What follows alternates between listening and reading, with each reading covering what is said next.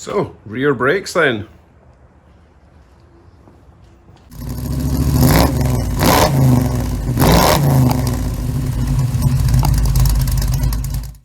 If you drive an automatic truck or car, most likely you never use your handbrake, your e-brake, your parking brake, whatever you want to call it. You just slam it into park and the car or truck doesn't go anywhere. Well, unfortunately, after 5 years of never using my parking brake, the one time that I do need to use it, it doesn't work. It's seized up, or the pads have just fallen apart. Who knows? We'll find out when we get into it. So we are just waiting for some parts, but I will start the dismantling process. What's that noise? Morning. How are you doing today? Awesome. How are you? Good, thanks. Good timing. There you go. Have a great day. You too. Take care.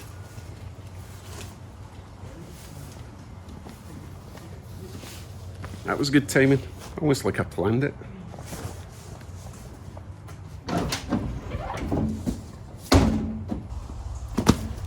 If you've not used Rock Auto yet, really get the finger out. They're pretty much half the price of anywhere locally, including delivery, and it's only a couple of days all the way from the States, so get on it. Right, let me show you what I've got in this nice big box of goodies.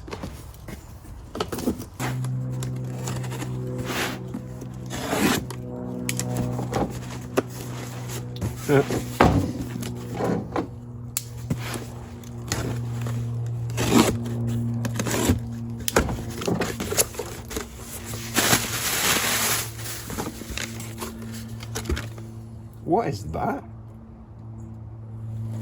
They always send you a magnetic sticker thing. Collector series. Dean's Nissan built with Rock Auto parts. I don't know what that is. Answers on a postcard. Right, we have brake pads, brake shoe hardware kit, brake shoes, and they're all Bosch, and this, I think this is Raybestos, which I used a kit like this for my son's BMW and it was perfect, so I ordered those Raybestos parts again, and hopefully they'll do the job. They cost a little bit more than the cheapest stuff, but I think it's worth paying a wee bit extra. So total price for brake shoes, I shall show you if I can get the box open. Oh, they're big, nice. Brake shoes, brake pads, with clips. Look at that, you can get a free duster. And hardware kit. Total price was, yeah, total price $44.44. Freight was $11.99. So about $60 for all of that delivered to my door. Isn't that great? Right. All looks good. Really pleased they sent me a free duster or rag. Right, okay.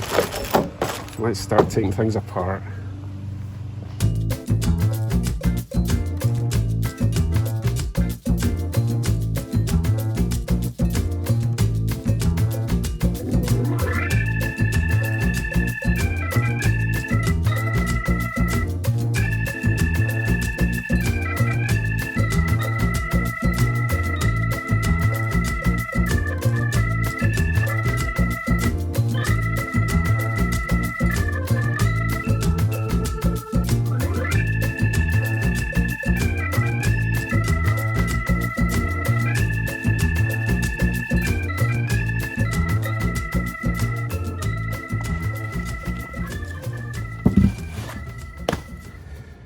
And now the fun begins, and by fun I mean the nightmare from hell.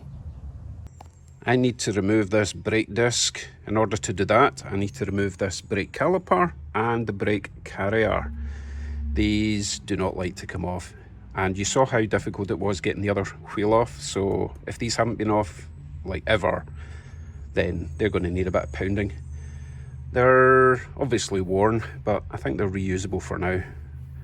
The pads themselves are like halfway worn, so didn't really need to replace the pads, but since I'm taking the whole brake disc off to do the shoes, I might as well do the pads as well. I don't know, I'm going to do a wee check and see how much it is to replace these brake discs. They are quite expensive because they do two jobs. They do the brake caliper job and obviously the internal brake shoe job. Look at that. Random hose hanging under the car. Where's that go? It looks like it's the breather for the diff. It's just come loose. I'll need to reattach that later. Okay, let me get these off. We have got some very small, probably 10mm. They look even smaller than 10mm, maybe 9mm bolts there holding the slide pins in. And that will get the caliper off. And then there is, I believe, 21mm bolts holding the carrier on. So let's get the carrier off first. First thing I'm going to do is put some sort of lever in this hole and lever the pads back and push the brake piston back a bit, and then that should slide out once these bolts are out. Let me continue. Right, so the slider pin is indeed a 10mm. Shouldn't be too tight.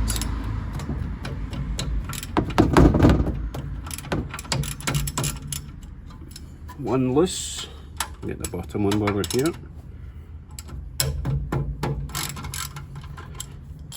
Now I will, as I said before, I'm going to lever the piston back in at the caliper.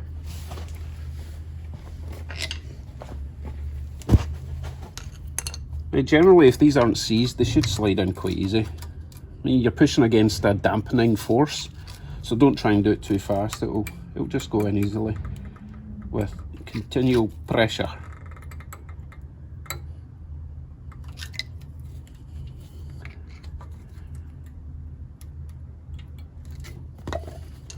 Okay, so you can see that's moving a wee bit. Don't really need to listen to any more than that. We'll continue with that caliper.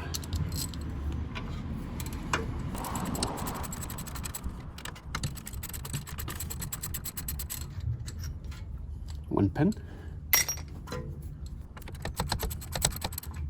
Now, if you're just doing the pads, you should actually be able to just lever this out and pivot on the... Actually, if you were going to do that, you would take the bottom pin out and pivot the whole thing up the way, and then you can replace the pads without having to remove the whole thing. But it's no biggie just to remove it, to be honest. Right, my two slide pins are out and they're in perfect condition, which is a good sign. Right, before I lever this off, I'm going to get a bungee cord because I don't want you to suspend this from the brake line. So I'll take it off, move it over here and just attach it up here to stop it swinging about. Right, off you pop.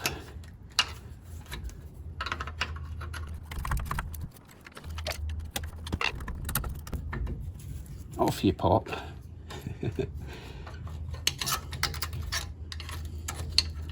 Guess it's been there a while.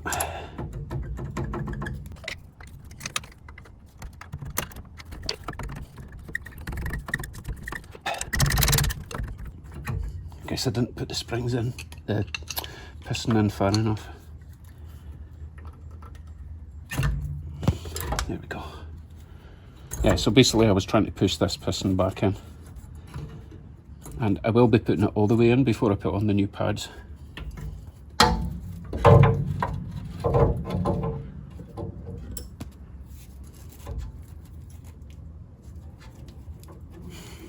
Okay, that's that, safe out of the way. Let's get these crusty brake pads out.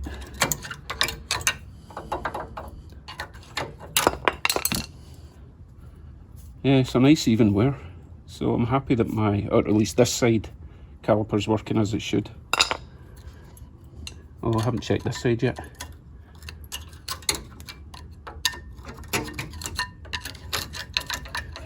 I'm going to have to lube up top and bottom because these should kind of slide. Shouldn't be giving me quite so much resistance.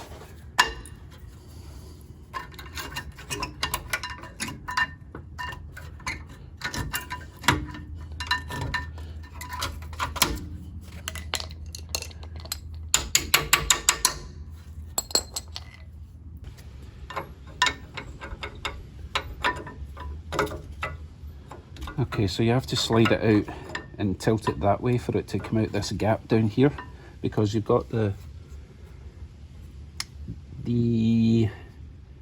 where the caliper bolts on sticks out here, and it wouldn't go straight back, so it has to go back and then tilt that way, and then it comes out there.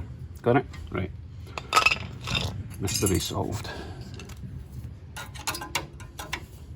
Before you destroy these clips, make sure you get a new set with your new pads. Right, let me get the big 21mm bolts off the back. So apparently these bolts are super tight. So I'm using a 21mm 1/2 inch socket on a breaker bar. And absolutely no way to push it down.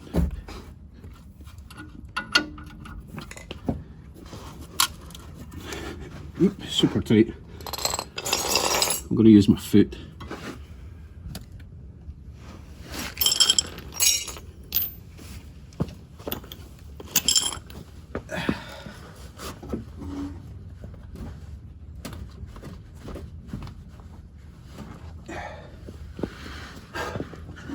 That was weird. I would have expected it to make a big crack sound when it went. So maybe I've just... No, it seems to be working. Right, we'll get the bottom one done.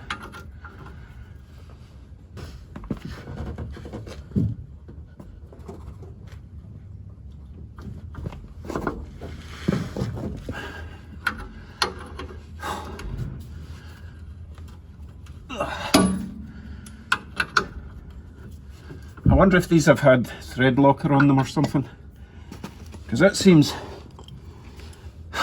unreasonably tight.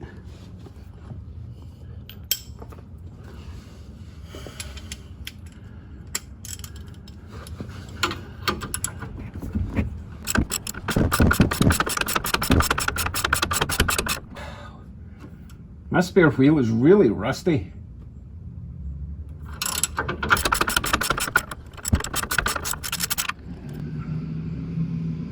Yep, thread lock.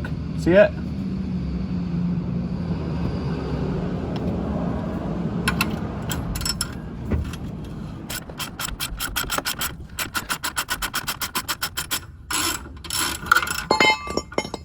Ow! Swear word!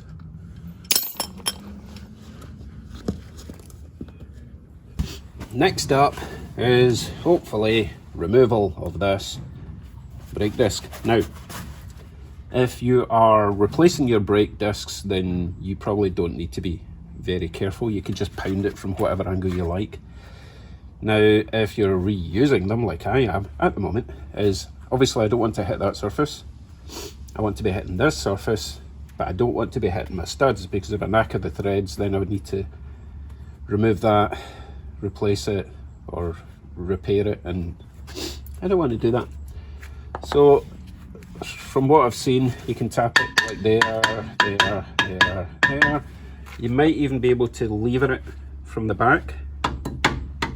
But again, you've got the surface in the back you don't want to be damaging, so let's just whack it with a hammer, see what happens.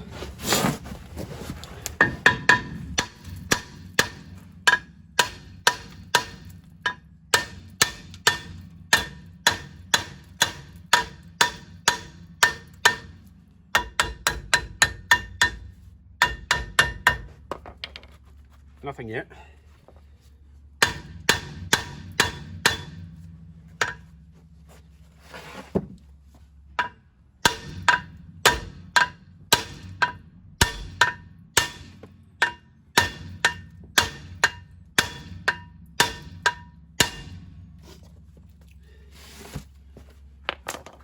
Well, that's doing absolutely nothing. Right, there is a section at the back I think I can get a chisel in between the disc and the hub, so I will try that. If it works, I'll show you where I'm hitting it, right?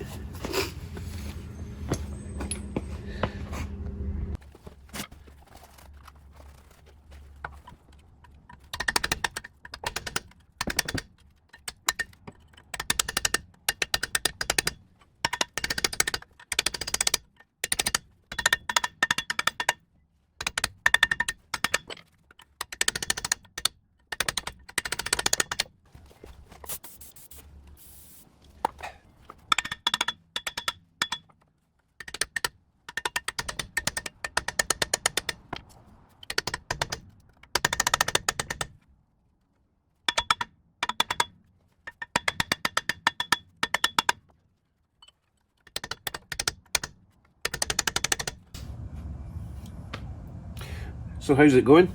Well, thanks for asking, random viewer. It's going really badly.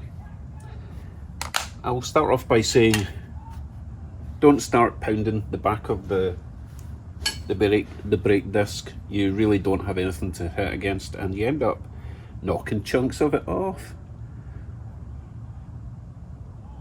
So it looks like I'm going to have to be getting new brake discs, but I'm still not giving up. If you know anything about rear brake shoes, you'll know that there's an adjusting wheel at the back, or at least access at the back. You usually stick a screwdriver in and flip something up or down. So I will show you what that looks like, and hopefully we'll be able to bring the shoes back to their pre-tightening stage. But if that doesn't work, then we may have to be cutting this disc off, because it's completely seized onto the brake shoes themselves. Anyway, let me show you that access hole. Coming in from the passenger side, you see that little rubber cap thingy? That should just pop out, like so. Try not to lose that, because you don't get a new one with your brake shoe kit. And inside there, we should have, you probably won't be able to see this, no chance. But anyway, inside there is where you stick your screwdriver. You lever it up or down. So inside there, I'll show you what it looks like. Inside it'll look something like this. Brake shoe at either side. This is a little wheel that we're trying to turn. As you turn this, it'll force the shoes out, and that's what you would do if you were not getting a good bite with your handbrake cable. However, if this is actually fully extended, can't really do this with one hand,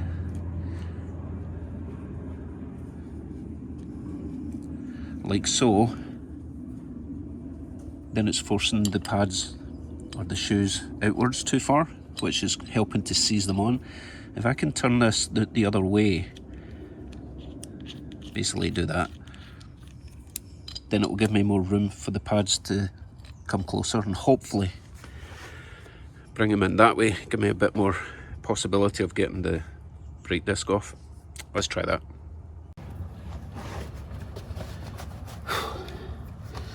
Okay, I've done some things I'm not proud of, but this is war.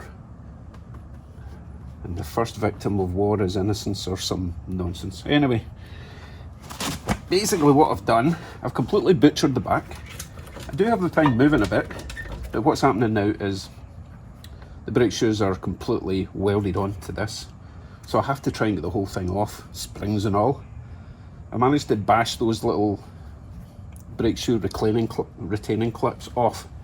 So it really is just the springs holding everything on, and the handbrake cable at the bottom.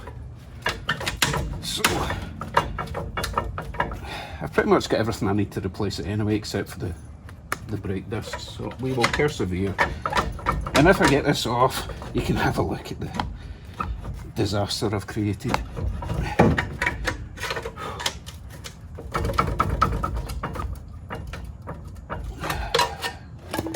It'll take a bit more time. Catch you in a minute. Here's my brake shoes that don't want to come out.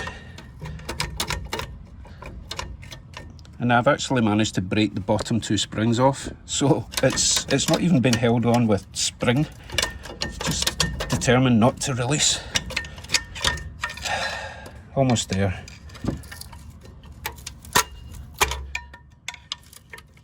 There's that wee wheelie thing that I couldn't get to turn earlier. But you can see it's all quite brown in there, so it's understandable. Right, let me finish off.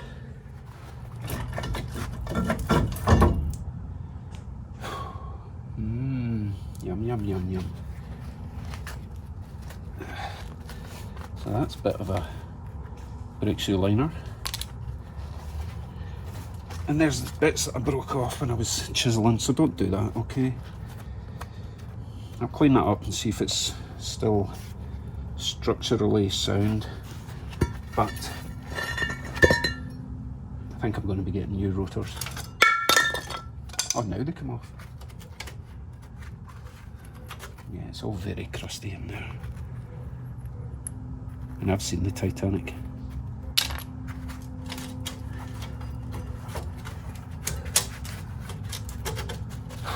Let me get all this off. I'll see you in the garage because it's night time now. See, sun's gone down. Well, that was a nightmare. Let me show you what we've got and what I think went wrong. As you can see, everything is nice and rusty and brown. Now there is a section of this broken off, but I think that was my fault when I was hammering from the inside out. It broke that off. The brake shoe liners are actually not completely gone. So before I got the truck, it was obviously getting used, but there's been a lot of water sitting inside the hub. Rotors are actually not too bad. They're still usable, although this side's a little bit thinner than that side. So I'm going to have to get new ones because they're too far gone. And as you can see down here, remember when I was hammering from the inside? Well, I was actually hammering on this lip, thinking that this was part of the hub, and I was trying to hammer in here to separate it. So I've broken off a section there. So that's not ideal, so don't do that. But we'll go back to the truck and I'll show you what the actual issue was.